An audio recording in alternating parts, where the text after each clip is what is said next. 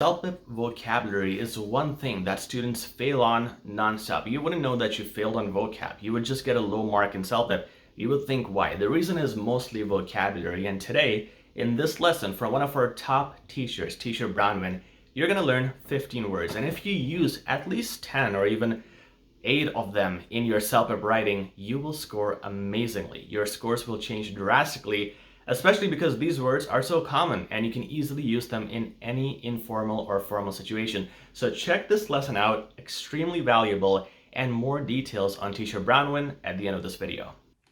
Hi everyone, I'm Bronwyn and I'm a TESOL certified English teacher and linguist. In today's video, we're going to talk about the top 15 most useful vocabulary words for the CELPIP exam, specifically for Task 1. So remember, using more common and basic words in this exam won't help you get more than just an average score. But if you're able to use fancier or more complex vocabulary, this will help bring your score to the next level and earn you top marks. Without further ado, let's get into the 15 words that will make a great impression on the examiner and give you a score of over 9. So our first vocabulary word is the word gloomy. Gloomy is an adjective that can be used a couple of ways, the first of which is to describe a place that is dark or sort of creepy or scary, depressing. So a house that is dark and gloomy, it's a place where there's not a lot of light, maybe a little bit spooky, a little bit scary. It can also describe weather that is cloudy and rainy, just a day that's sort of not very nice. I didn't go outside today because it was rainy and gloomy and I didn't want to go out. You can also use it to describe a person who maybe has more of a negative attitude or somebody who's a little bit depressed. So you can say, John seemed gloomy at the meeting yesterday. I think he was depressed. So our second word is the word ecstatic. This is an adjective used to describe a feeling of overwhelming joyfulness or happiness. To describe something that's really exciting or a feeling that's really exciting and happy. You could use this if you get really good news or if something awesome happens to you. I was ecstatic to get the new job. She was ecstatic to get entered into university. I was ecstatic that I scored so well on the exam. So ecstatic is sort of the opposite of gloomy. Our third word is cautious.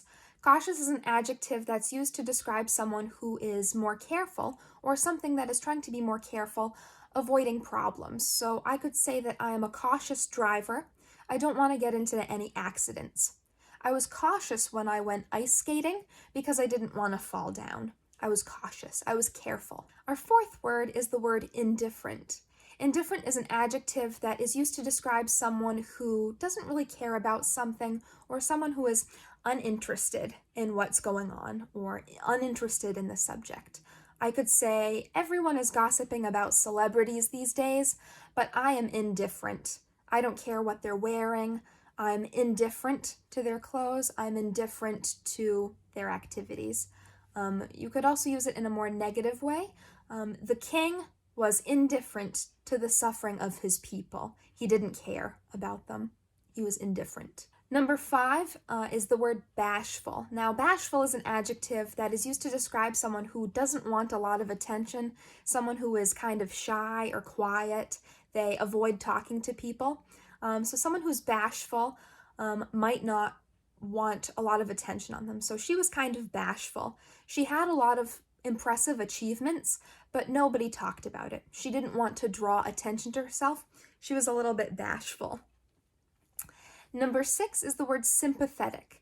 Sympathetic is an adjective used to describe someone who feels or shows sympathy, someone who is caring and understanding, somebody who is willing to help someone who's struggling, who really works to talk to them and understand where they're coming from. So a nurse is a really good example of somebody who is sympathetic. You could say the nurse was sympathetic to her patients and she listened to them and tried to help them. The doctor was sympathetic to his patients. He listened to their problems and he cared about them. Number 7 is the word anxious. Anxious is an adjective that's used to describe someone who is worried or nervous. You might feel anxious before a big test or a big exam. You could feel anxious during a job interview. You might feel anxious about your CELPIP exams, But don't worry, after you've learned these 15 words, you won't be anxious anymore. I was anxious about my exams, but I'm not anymore because this video prepared me. Number 8 is the word deplete. Deplete is a verb that means to use up something, to consume or reduce the supply of something. So this can be used literally with the supply of an actual object. For example, I eat cereal every morning, every day of the week. So by Friday, my supplies of cereal have depleted. They've gone down. I'm running out of cereal. I used all of it up. I depleted the cereal. You can also use it in terms of something more like energy. So working all day made me really tired. It depleted my energy. I didn't get a lot of sleep last night, so my energy is depleted. It's gone down. I'm running out. Number 9 is the word chronic. This is an adjective that's used to describe something that goes on for a long time or something that's always happening. It's used most often in medical contexts, so if you have a chronic health problem, it means that it's going on for a long time. She had a chronic headache. Her head always hurt. He had a chronic backache, so he had to get surgery on his back to cure it. You could also be chronic in a different sense. So for example, she was a chronic liar. She was lying all the time. I never heard her tell the truth. She was a chronic liar. Number 10, this is a fun word. This is the word scruffy. Scruffy is an adjective that's used to describe someone or something that is dirty or messy or untidy. For example, the child went outside and was playing in the dirt all day. He came in and he was scruffy. He was covered with dirt. His hair was messy. You could say she looked really scruffy. She hadn't showered in a couple of days. So, her hair was a mess and maybe her clothes were dirty. She looked scruffy. Scruffy can also be used to describe the hair on a man's face if he hasn't shaved in a while. So it's sort of the hair right before a beard. So you could say, John was looking a little bit scruffy. He hadn't shaved his face in 2 weeks. The next word, the 11th word, is disembark. This is a verb that's used most often with larger vehicles. It means to get off, to leave a ship like a boat or an airplane, to leave. But it can be used with other vehicles too, but mainly really big vehicles like a boat or an airplane. So for example, you could say the airplane passengers disembarked as soon as they arrived at their destination. The airplane passengers got off the plane as soon as they arrived. The people on the cruise ship disembarked as soon as they got to the island. The people got off. They disembarked the cruise ship. Number 12 is the word disillusion. This has a couple different meanings, but they're very similar. So the first meaning, you can use it as a noun, and this is the feeling of disappointment when you realize something is different or not as good as you thought it was going to be. His excitement became disillusion when he realized the video game wasn't as good as he thought it would be.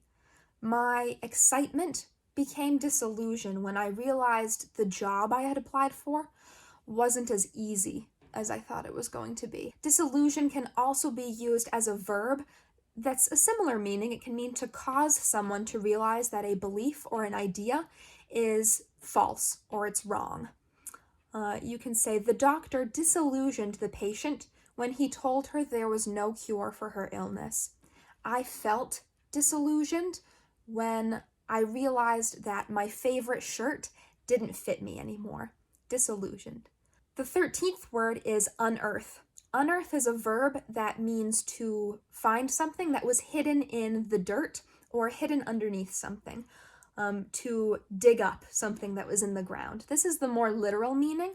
So you could say the scientists unearthed a dinosaur skeleton in the dirt. So they dug into the dirt and they unearthed a dinosaur skeleton.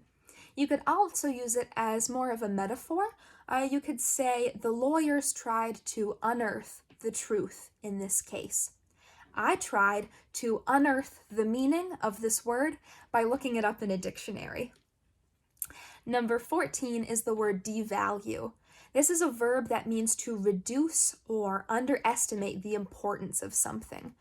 So I could say, I feel upset because people devalue the work that I do because they think it's not important.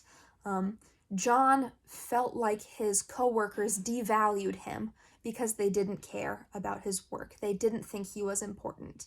His work was devalued. And our final word is the word withdrawn. In its verb form, this is the past participle of the word withdraw, which means to remove something or to take away. We'll be focusing more on the adjective form of this word, which is used to describe someone or something, someone who doesn't want to talk or spend time with other people. This kind of person is withdrawn. So for example, if I am in my house all the time, I just like to read a book by myself. I don't like to hang out with people. I don't like to go out. I am withdrawn. I stay alone. A synonym of the word withdrawn could be introverted or shy or quiet. When she was a kid, she was very quiet and withdrawn, but now she's more social. So that was our last word. I hope that these 15 words were helpful for you, and I hope that you enjoyed this video, and I wish you the best of luck on your CELPIP exam.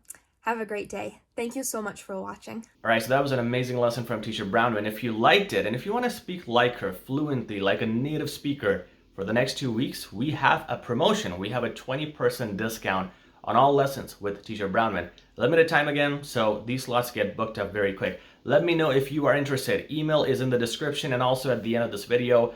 Like, share, and subscribe as well if you liked this video, and we'll talk soon. Take care.